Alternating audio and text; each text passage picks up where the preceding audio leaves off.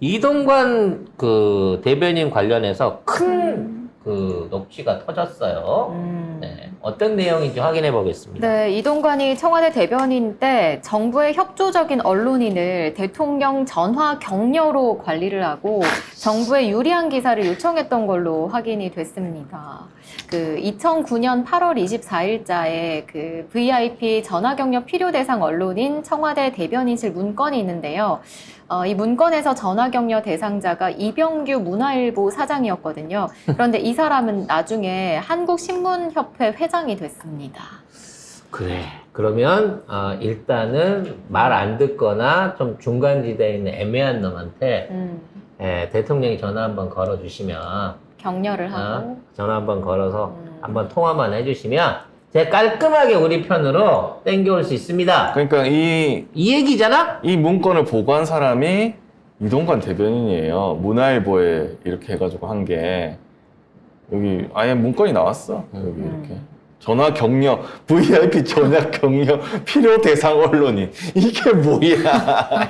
그러니까 이게 뭐야? 이거를 지 나름대로 아이디어라고 내놓은 거야. 제가 언론대학을 하는데 전화 한 통화만 해주시면 제가 깔끔하게 하겠습니다. 자, 저 전화가 이루어졌는지 안 이루어졌는지 모르지만 네. 저 명단 안에 있던 사람들이 대부분 승진한 거 보면 전화 통화도 했을 거예요. 자 지금 장관 이름도 나와요. 이거 얘기해주세요. 박보균 예. 문체부 장관이 당시 중앙일보 편집인이었는데 전화 격려 대상이었고요. 역시 편집국장 시절 친박 성향으로 분류되었으나 대기자를 거치며 VIP 국정 운영의 동조 지지로 성향 변화. 제가 했습니다. 이 얘기인 거죠.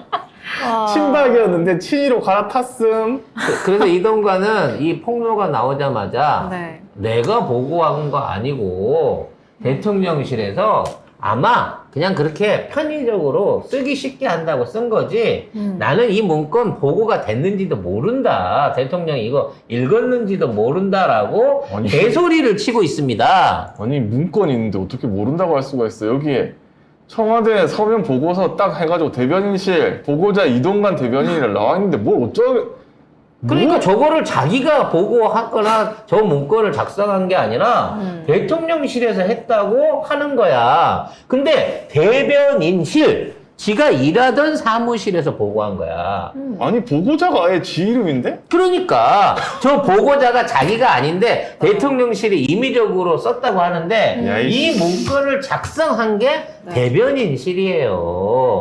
그렇기 때문에 정말 이렇다면 이동관 너무 겸손한 놈이지. 지가 일을 다 해놓고 네. 지가 지 부서에서 쓰면서 네. 저는 제가 이런 일을 하지 않았습니다라고 내 이름을 빼고 보고를 올린 거야. 그래서 다른 대통령실에서 봤을 때, 청와대에서 봤을 때 허허 이런 겸손한 놈 아니죠. 지가 다 해놓는데도 이름을 뺐네? 그러면서 이동관이가 찍어줬다는 거야? 제일 나쁜 상사의 전형적인 예죠.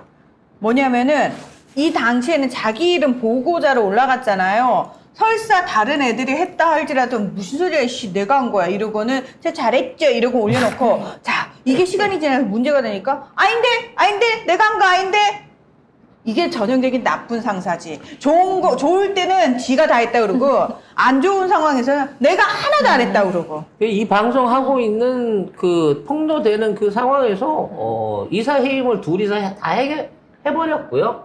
이제 들어가갖고 새 이사만 뽑아갖고 안 치면 KBS, MBC 장악이 끝나는 거예요. 그러면 또 용산 대통령실에서 전화가 가겠죠. VIP께서 격려 전화를. 전화 격려를. 전화 격려를 하시겠죠. 근데 이 정도는 아이고 수고 많으세요. 예, 언제 한번 이 한남동 오세요. 햄버거에 술 한잔 하게.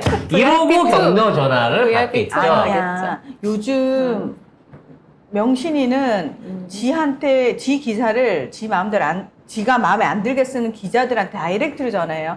기자님 왜 그렇게 쓰셨어요? 기자님 나이 어떻게 돼? 동생이네 동생. 나 동생이라고 불러도 되죠?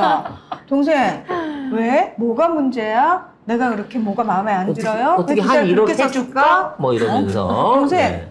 나랑 점심 내가 대접할게. 나 좀 만날까? 이러고 전화를 한다니까. 저기 죄송한데요. 저 동생 뻘이 아니라 조카 뻘인데요. 이렇게 예, 그래서 얘기를 하고 있다고 합니다. 여기에 나온 이름이 뭐 이동화 서울신문 사장, 배윤준 동아일보 논설주간, 이병규 문화일보 사장 등이었습니다. 그래서 결국은 박도그 문체부 장관이 그러니까 완전히 MB 라인으로 칭찬을 받아가지고 이게 된 거구만. 이게 지금 내가 늘 얘기하지만 이 정부는 MB 정부 2기라니까. MB 때 등용됐던 사람들이 지금 대통령실 이하 이제 각부 장차관을 비롯한 그 중요 보직에 전부 자리들을 뺏고 있어요. 그러니까 검찰 애들이 위기감을 느낄 수밖에 없는 거야. 초반이랑 다르게. 이런 사람이 방송통신위원장으로 이제 갈 거잖아요. 그럼 언론들이 좀 나서서 좀 뭐라도 해야 되는 거 아니에요? 아니 그러니까 기레기들이 나서가지고 니들이 이동관이 그렇게 마음에 안 들면 조국 전 장관님 도륙하듯이 그렇게 도륙을 해봐. 그것도 안 하잖아. 아니 이동관 관련해서 부동산을 파든가 법인카드를 파든가 그럼, 있을 뭐라도 파면 사돈의 팔뚝까지 다 뒤져. 조국 전 장관님한테 하듯이. 자녀들 그 개인 재산부터 얼마나 소스가 많아. 노다지드만. 아니 노다지. 하루 종일 뉴스에도 남것도 애들 집 앞에 가가지고 초인종을 누르라고 밤에 왜 안 눌러? 자, 이런 가운데 이동관 아들의 학폭 전학 밀실 처리 네, 관련해서 세상에 서류가 없대요 학교에. 그 지난 희한한 2012년인데요. 일이야. 그 이동관 아들이 학교 폭력을 했다는 신고를 받고 하나고가 전학을 권고를 했었죠. 이 과정에서 관련 결제 문서를 하나도 남기지 않았다고 합니다. 이게 뭔 일이야? 응? 그래서 이제 전학을 권유한 과정이나 결제 서류가 있는지를 물어봤더니 가해 학생과 피해 학생들이 서로 화해를 해서 담임선에서 자체 종결을 했다고 합니다. 그러면서 관련 결제 문서는 만든 적이 없다고 합니다. 자, 어머 거짓부러. 교육부의 2012년 학교폭력 사안 대응 기본 지침을 보면 담임 종결 사안의 경우 또래 상담 중재, 학생 자치 법정, 학급 총회 등을 활용해 대응하도록 한다. 그런데 하나고는 이것도 실시한 바가 없대. 그러니까 아무것도 안 한 거예요, 그냥. 학폭도 안 열렸고 학폭위도 안 열렸고. 학폭위도 안 열렸고 이와 관련된 서류도 안 만들었고 지네끼리 담임이 퉁탕퉁탕 쳐서 애를 보냈는데 최소한 애가 들고 나가면 들고 나간 거에 대한 결제라도 해야 되잖아요. 그것마저도 안 남아있는 거야. 아니, 이렇게 치면은 학폭이 없었다고 하는 거 아니야? 지금 그렇게 얘기하는 이제는 거잖아. 얘가 지금. 학생으로서의 저기가 없었던 거야, 기억이. 학생도 아니었어요. 얘는 그냥 유령이었던 거야, 하나고에서. 아무것도 남기지 않은 거잖아, 결과적으로는. 근데 사실은 그럼 하나고 중퇴가 돼야지, 이렇게 되면. 당시에 김승효 이사장, 하나고 이사장이 얘기하기를 뭐 YTN하고 그때 통화해가지고 새로 이동관 그 전화 받고 새로 전학 간 데서 시험 치면 불리하니까 시험은 여기서 치고 가게 해주십시오라고 했다라고 얘기를 했어요. 결국 압박을 한 거야, 이 사람이. 그 고위공직자로서 이 사람 자격이 없는 거예요. 자기 아들 문제를 그거 해결하려고 자기 권력을 활용한 거잖아. 이렇게까지 했는데 이거를 그냥 한다고? 그러면 또 이걸 한다고 치자. 방통위원장이 된다고 치자. 어떻게 되겠어요? 세상에. 그러니까 야, 이게 진짜. 얘는 그 공정, 뭐 준법, 상식 이런 게 법과 없는 뭐 놈이야. 원칙 이런 게 없는 정권이야, 이 정권. 하고 싶은 거, 그러니까 목적을 위해서는 뭐든 다 할 수 있는 거고, 이런 게 생활화돼 있는 놈이고, 이런 인생을 그동안 살아온 거예요. 야. 뭐 아파트 두 채 갖고 50억 벌었다고? 얘가 그럼 재산이 진짜 신고한 대로 50억만 있을 거라고 생각해요? 신고한 것만이야, 신고한 것만. 응? 진짜 대단하다. 생활비 지금도 한 푼도 안 쓰잖아. 자기 개인 문제를 처리하기 위해서 공권력을 동원하는 수준이에요, 이거는 거의. 그래서- 학교 하나를 완전히 망쳐버린 거잖아. 피해자 양산시키고. 이게 뭐 하는 짓이야, 도대체. 아무튼 이런 놈이 이 방통위원장이 되고 나면 언론 꼬라지가 난리가 날 것 같기도 합니다만 저는 조금 더 뭐랄까 지금보다도 언론이 너무 노골적이 돼가지고 이제는 조중동을 믿던 사람들도 또는 MBC나 KBS의 방송에 대한 신뢰도를 조금이라도 갖고 있는 사람들까지도 이게 뭐 소설이야 무슨 쇼야 뭐 드라마야 할 정도로 정말 말도 안 되는 영비어천가 보도를 꺼내놓을 거라고 생각해요. 그러면 사람들이 이 거짓의 정도가 한 51, 55 같으면 네. 혀가 넘어갈 수가 있는데 90%를 거짓말하기 시작하면 오히려 언론이 폭망하게 되는 언론의 자멸로 이끌어가는 그런 극단적인 어떤 폐악을 끼칠 수도 있다라고 생각해. 그러니까 그럼 못 맞는 거면 예, 와서 아예 더 악랄하게 해봐. 우리는 더 니네가 뭔 짓거리를 할지를 짐작할게.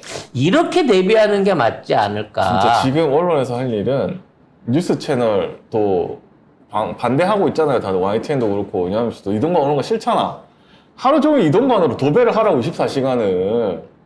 그렇게 해도 못 막을 상황인데 지금 뭐 하고 있는 거야 도대체? 왜 그걸 안 하고는 민주당을 뭐라고 그러고 왜 시민들을 뭐라고 그럴까? 왜 지금 와서 언론을 지켜달라고 민주당한테 가서 시비 24시간 이동관 비리를 해도 지금 시간이 모자랄구만 지금. 니들도 150만 개씩 기사 쏟아내봐봐. 그래. 그러면 이동관이 올라올 수가 없어. 근데 그렇게 하면 혹시라도 경정부 지지율 떨어질까봐 니들 못하는 거잖아 결국은.